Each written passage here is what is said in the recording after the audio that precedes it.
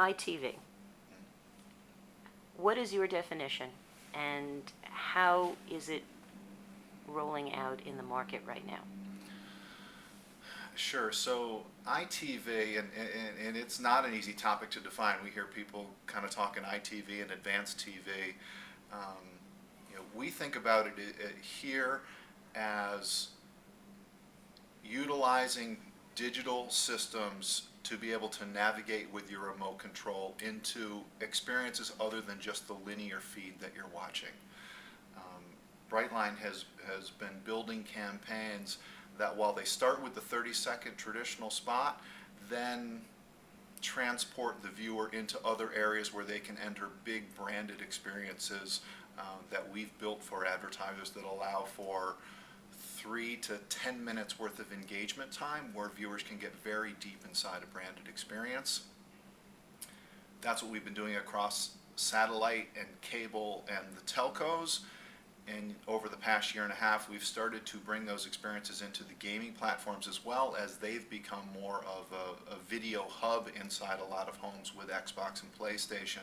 And we've started to find very impactful ways to translate brand messaging into those environments as well, where we can generate millions of views a week of these experiences. So addressable advertising is a component of iTV. So interesting. So I spent a lot of my time over the last couple of years working on Addressable at Dish. It was a huge priority for us. Addressable at Brightline, we think about it when Addressable does roll out on some of the platforms. We build our advertisers' commercials in a way that will work with addressability and has the potential to get a more targeted message to that targeted home. And while we see 2 to 3% click rates on our commercials now, we know that will go up substantially once these messages find their way into more targeted homes based on some sort of addressable targeting. There are pieces of what we build that do have addressability built into them, however. For some of our advertisers, we build locators inside. So when they enter one of these experiences that we've built for, let's say, a retail product or for an auto, the set-top box will automatically recognize where we are location-based and bring up a message that's unique to that viewer's home. So it can be the nearest dealership, the 3 nearest dealerships, or it can be the nearest Kroger store where that product is available and can send even a coupon or whatever it is. So there are addressable pieces of this that we do build into these applications. So getting back to addressable advertising in the context of iTV, addressable advertising is essentially local. iTV sounds more national, but yet there must be some overlap. Can you talk a little bit about that? There is. So at Dish Network, for the last 4 years, I was working on addressable there. We thought about it in 3 different buckets. We did see it as turning the satellite feed from the sky into local capabilities.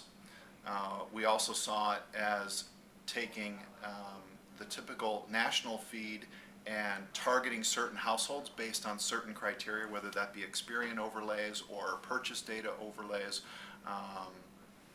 And then also having the ability to someday potentially utilize those DVRs to turn a national network's inventory local. All 3 of those pieces kind of coming together. At the end of the day, the campaigns that Brightline is creating for our advertisers can work in all those environments, because what we do is take a traditional 30-second spot, we build an overlay on it that says, turn to channel 99 for X, for this deep branded experience about Budweiser or about Pepsi.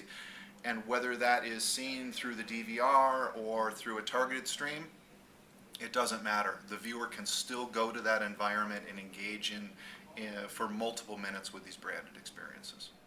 So you're collecting a lot of data. Can you talk a little bit about the type of data you're collecting? Sure. So our campaigns have 2 components. We do make a media recommendation to clients to support these deep experiences that we do create across platforms.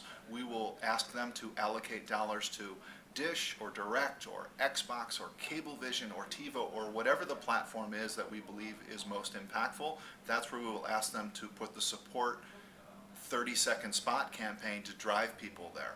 What that allows us to do is then collect data from Kantar for DirecTV, Rentrack for Dish, and everybody else's data streams to analyze what the viewer behavior is on each of those platforms separately and how they interact with these experiences. Not only what they do once they've entered it, what content they've looked at, which products they've looked at, how long they spent, duration, so we can optimize those experiences later on down the road. But how did they get there? What network did they come from? What time of day? What day of the week? What genre of programming did they watch? What show did they watch? So that media optimization can take place on this as well, which is why we keep seeing our results go up and up and up. It is incredibly granular results. On the back end of a campaign, we typically are delivering a 30 to 40 page report that goes line by line, the navigation of these experiences and all the media pushing into these experiences. So not only can Brightline increase the interactions moving down the road, but that data goes back to the client, and the client may have asked questions inside his experiences that they can then take back and inform some of their decision making. Agencies get to see which networks have best engagement and time spent with these brands. Is it more on Lifetime? Is it less on AMC? They get to see all this data that can help planning functions or whatever else they want to utilize. So do you have standard metrics that you've created for your clients? Sure, the metrics are very internet-like. You know, it is internet accountability coming to TV. So while at the end of the day, Unilever still gets an MSA post that shows the Nielsen ratings for the campaign that was the core of what we built for them, they also get click-through rates, duration spent,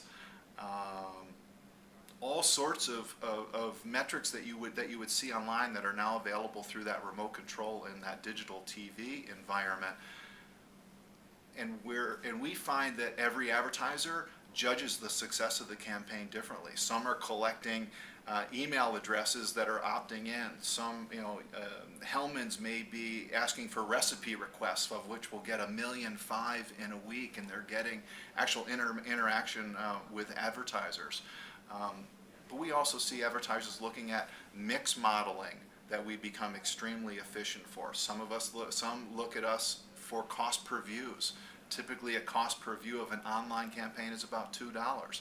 Our cost per view typically runs in the 50-cent range. So they see us as being 4 times more efficient than online to generate views of content itself. 50% of our campaigns probably are very content driven, that have multiple minutes of content built into these experiences. It may be driven from an online campaign that really wasn't getting the type of interaction they wanted. We recreate the environment in the iTV environment in millions of homes. Now all of a sudden they went from 200,000 views inside their microsite in a month to 1.5 million views in a week. So we're kind of exploding that piece of it.